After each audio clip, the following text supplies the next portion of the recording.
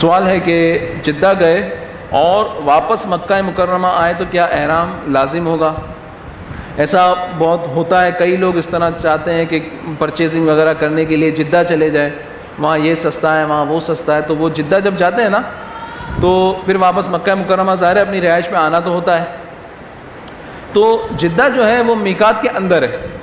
ہماری جو میقات ہے ویسے بھی ہم لوگ یہاں سے فلائٹیں جو جاتی ہیں نارملی جدہ جاتی ہیں یا مدینہ شریف جاتی ہیں، مدینہ شریف میں تو بیچ میں میقات نہیں آتی، تو پچھلے مذاکرے میں بھی اس بات کا ذکر ہوا تھا کہ اس کو احرام لازم نہیں ہوگا جو ڈائریکٹ مدینہ شریف جاتا ہے، بلکہ احرام نہیں پہنے گا، وہ مدینہ شریف سے مکہ مکرمہ جب جا رہا ہوگا بیچ میں ابیار علی جو مقام آتا ہے وہ اس کی میقات ہے، تو اس میقات سے گزرتے وقت اس کو احرام لازم ہے جب وہ مکہ مکرمہ میں داخلے کا ارادہ رکھتا ہو۔ تو اب جب وہ شخص جدہ گیا اور جدہ سے واپس مکہ مکرمہ آ رہا ہے تو وہ حل کے اندر گیا تھا، میقات اس نے کراس نہیں کیا، تو جب میقات اس نے کراس نہیں کیا تو اس کو لازم نہیں ہے کہ وہ احرام کے ساتھ آئے۔ ہاں اگر وہ عمرے کا ارادہ رکھتا ہے اور وہ چاہتا ہے تو حدود حرم سے پہلے احرام کی چادریں پہن کے نیت کر کے حدود حرم میں داخل ہو اور عمرہ ادا کر لیں۔ واللہ تعالی اعلم۔